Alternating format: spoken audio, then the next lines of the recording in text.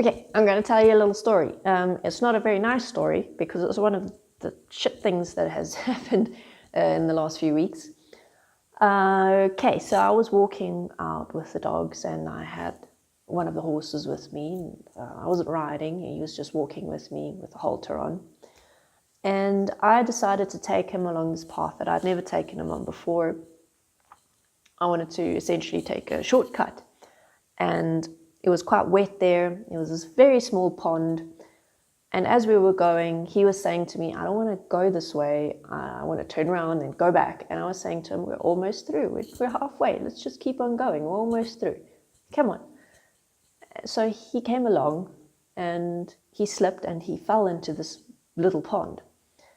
And because it was small, it may have been shallow, like chest high for me, but the walls were quite severe. So meaning that it didn't gradually go down into the bottom. It was just like, there's the ground and there's the little pond over there, like straight up and down edges.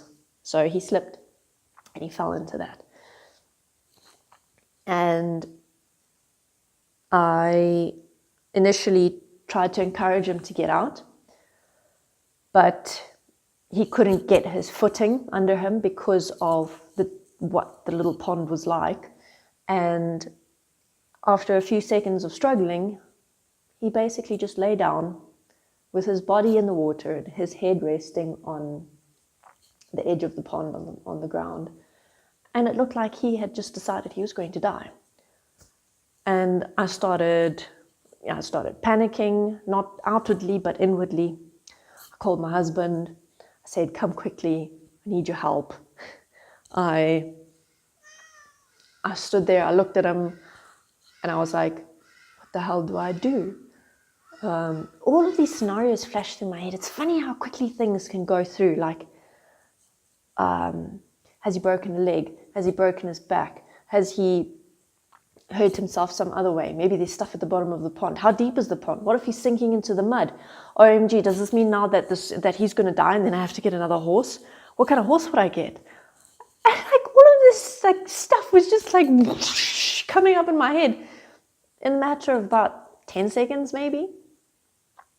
And of course, the nature of it brought a lot of conflicting emotions with it. I was like, why the hell would I be thinking that right now? I need to think about how to get him out of there. Am I going to need ropes and harnesses? And are we going to be able to get one of the trucks down here to be able to haul him out? And I decided, okay, I need to try and encourage him to get out one more time before we even go any other route. My husband hadn't reached us yet, so instead of trying to pull him out, which I was doing before, little old me versus an animal that's literally 10 times heavier than me, I can't pull him out. He has to get himself out. So I tried a different approach to encourage him to get out. He heaved himself up and got out of there. And he was uninjured, thankfully.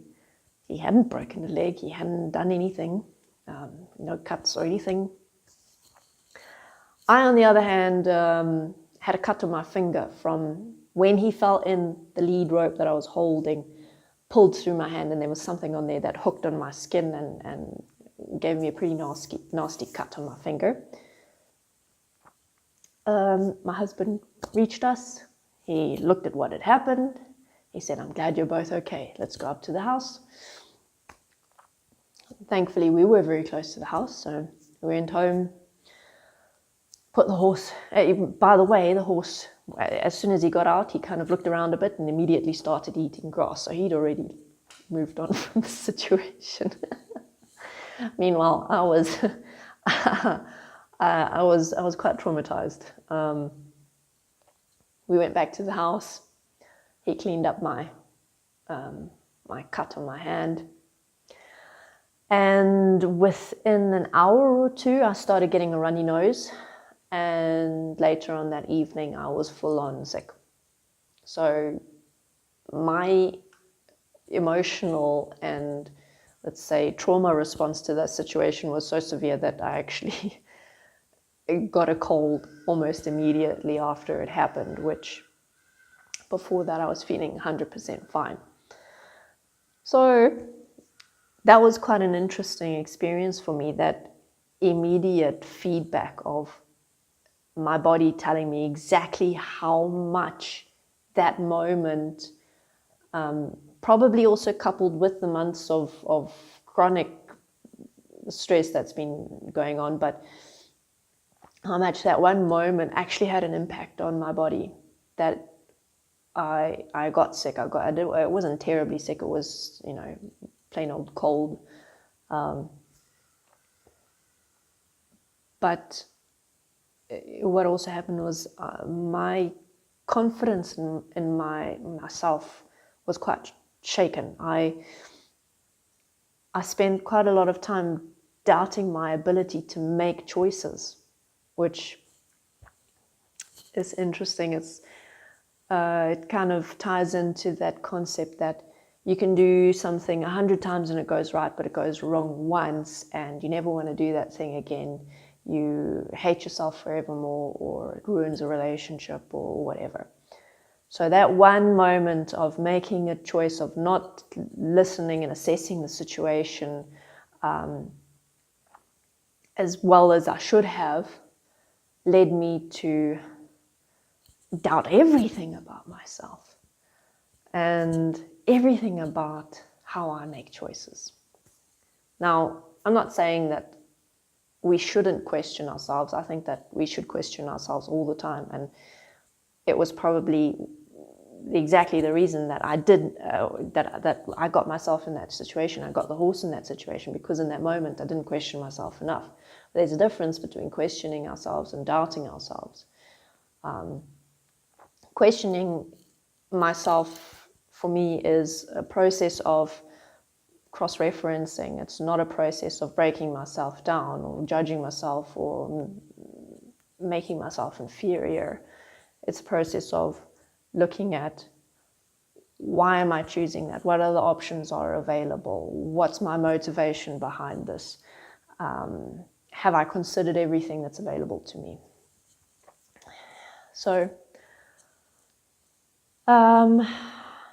as terrible as that situation was, I am focused on now taking what happened and learning as much as I can from it.